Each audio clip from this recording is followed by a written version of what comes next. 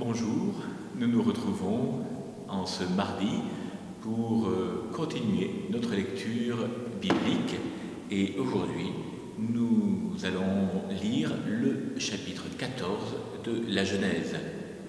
C'est ici la campagne des 4 rois. 4 rois se liguent, vont prendre Sodome et vont enlever Lot et sa famille. Abraham est prévenu. Il fait une expédition guerrière et là va battre ces rois qui ont pris son neveu, le ramener ensuite à Sodome. Et lors de ce passage, nous allons voir quelques petites péripéties. De versets 1 à 16, c'est un récit un peu hors du temps qui se rattache à aucun courant historique. Les noms des rois sont des noms anciens que l'on a du mal à rattacher à des personnages connus. De plus, les peuples cités sont très lointains de la Palestine et du sud de la mer Morte.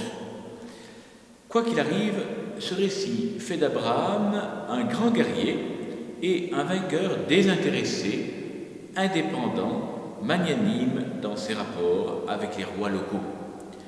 Le récit nous prépare aux versets suivants, qui sont la rencontre avec Melchisédek. Melchisédek, nous présente la Bible, roi et en même temps prêtre, qui vient offrir du pain et du vin et qui bénit Abraham. Abraham lui remet la dîme de tous ses biens. Ce récit commence avec le verset 17, où le roi de Sodome vient à la rencontre d'Abraham dans la vallée des rois, puis continue avec la négociation au verset 21 sur le butin de la victoire d'Abraham. Les versets 18 à 20 se glissent avec l'histoire de la rencontre de Melchisédek, qui est à la fois roi et prêtre, nous l'avons dit, comme beaucoup d'anciens monarques d'Orient. Il est roi de Salem. Cela sera identifié à Jérusalem par la tradition juive, en particulier au psaume 75, verset 3. Il faut dire que la vallée des rois, dont nous parle le verset 17, est située à 400 mètres de Jérusalem.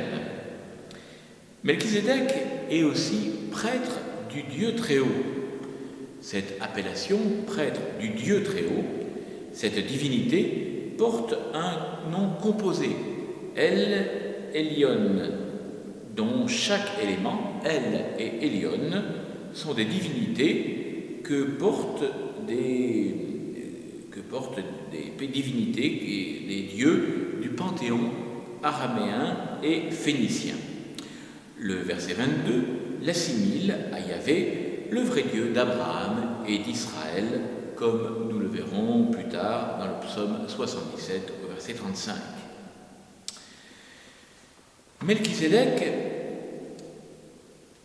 Ce Melchisédek qui fait dans le récit sacré une brève et mystérieuse apparition comme roi de Jérusalem, où Yahvé choisira d'habiter comme prêtre du Très-Haut dès avant l'institution lévitique, est présenté par le psaume 109 au verset 4 comme une figure de David qui est lui-même une figure messianique, roi et prêtre.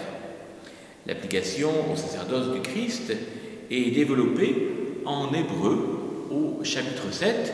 Je vous lis ici juste les 3 premiers versets. Vous pourrez aller lire ensuite tout ce chapitre. L'épître aux Hébreux dit « En effet, ce Melchisédek, roi de Salem, prêtre du Dieu Très-Haut, qui se porta à la rencontre d'Abraham, s'en retournant après la défaite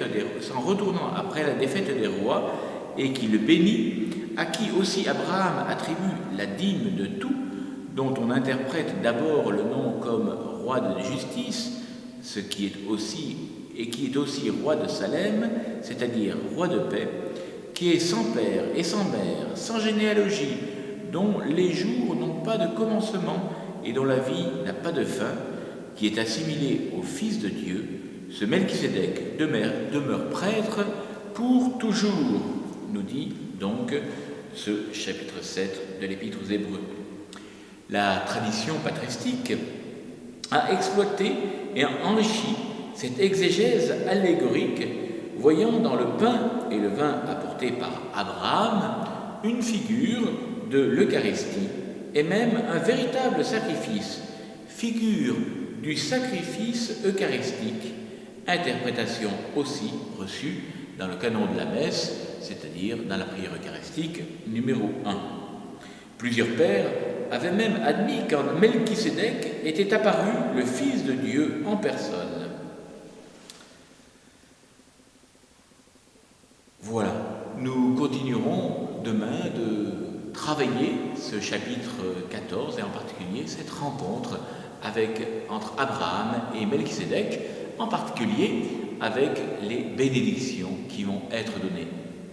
Je vous rappelle que nous nous retrouvons ce soir pour la messe en direct du sanctuaire de Rocamadour par les différents moyens d'Internet, de Facebook et autres moyens que vous pourrez trouver, en particulier Radio Présence qui retransmettra cette messe.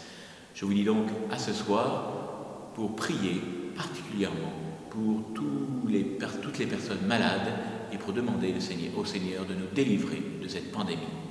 Bonne journée à vous tous. Au revoir.